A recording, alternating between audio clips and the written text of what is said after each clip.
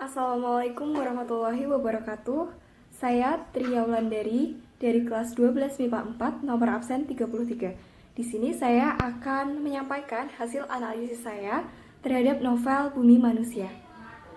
Dalam analisis ini saya akan menyebutkan beberapa aspek. Yang pertama adalah mengenai identitas novel, kemudian sinopsis novel, unsur intrinsik novel, pesan yang terkandung di dalam novel, nilai-nilai kebudayaan, kelemahan, kelebihan. Novel Bumi Manusia merupakan salah satu novel yang sudah terkenal di Indonesia.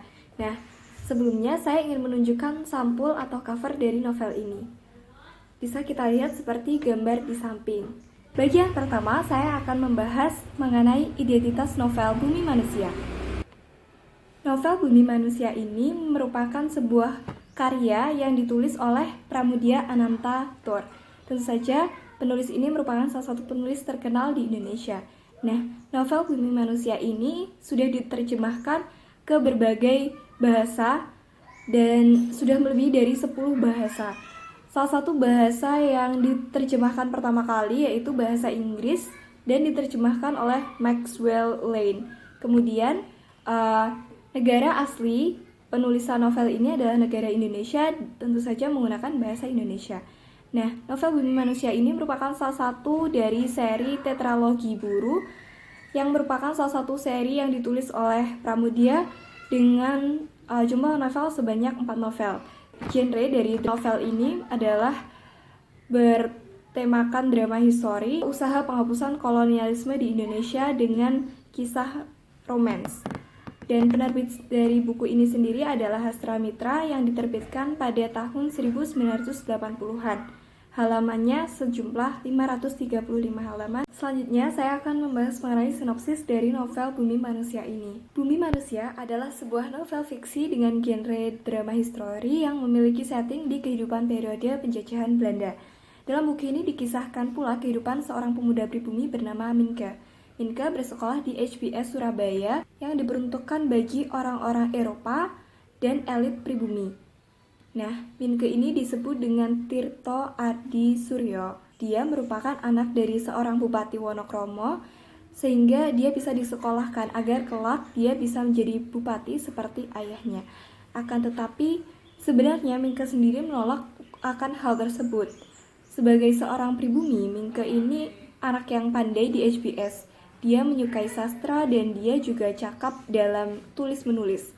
Hal itu terbukti bahwa dirinya menjadi seorang yang cukup terkenal di Jawa karena tulisannya itu banyak dimuat di dalam berbagai koran Belanda.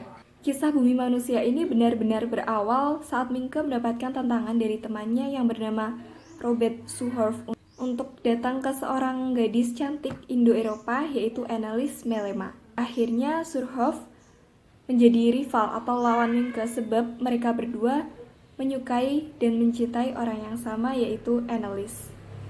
Namun Annelies justru mencintai Minke. Annelies ini tinggal di sebuah rumah mewah nan indah bersama ibunya, Nyai Ontosoroh, dan kakaknya Robert Melema.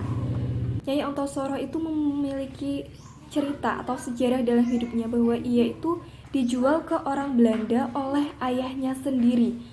Hal itu dilakukan oleh ayahnya supaya dia mendapatkan jabatan yang lebih tinggi.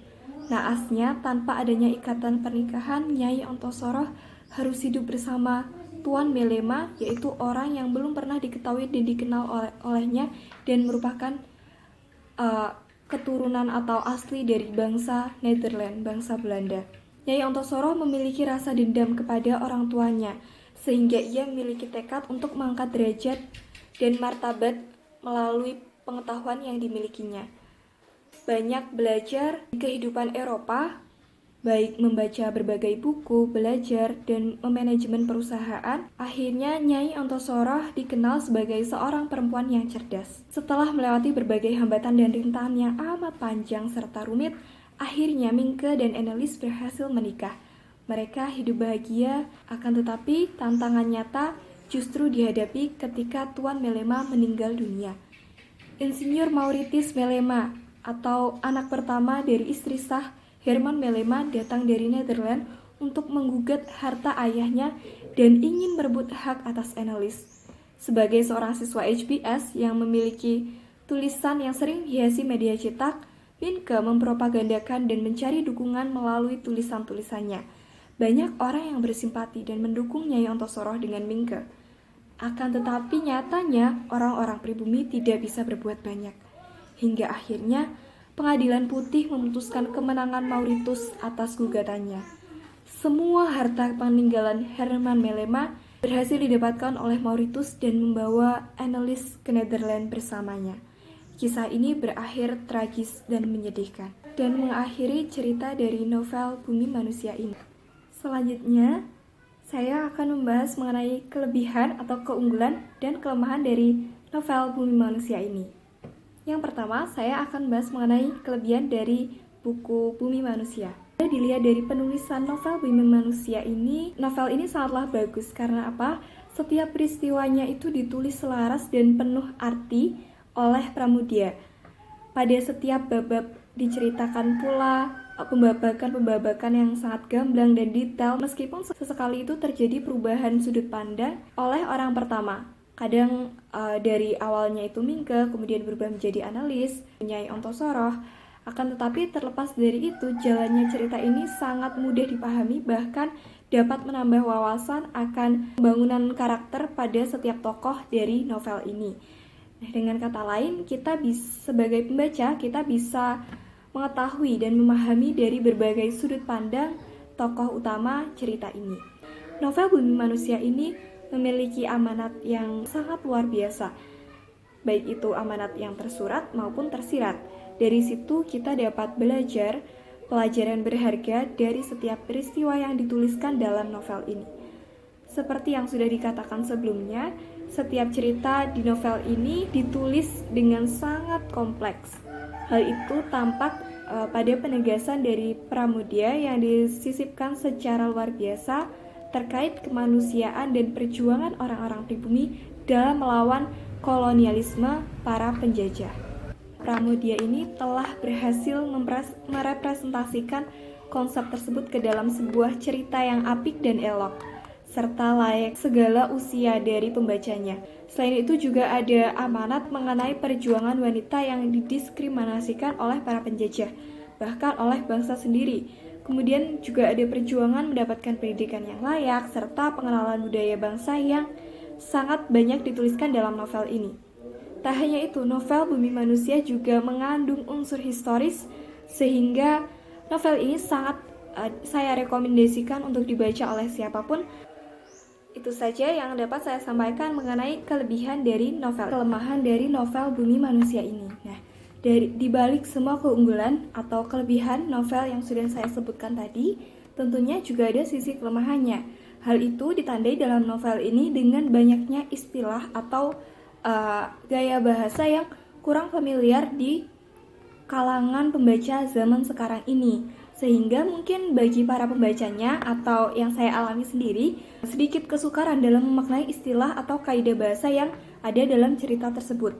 Nah, hal itu mungkin dikarenakan novel ini menceritakan zaman penjajahan kolonialisme Belanda dulu ya.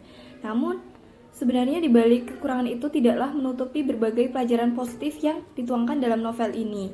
Jadi mungkin itu saja kelemahannya, yaitu banyaknya istilah-istilah asing yang mungkin sukar dipahami oleh pembaca. Lalu, apa saja pesan yang terkandung dalam novel Bumi Manusia ini? Saya akan menyebutkan 5 poin. Yang pertama adalah akan selalu ada orang-orang baik yang datang menolong kita.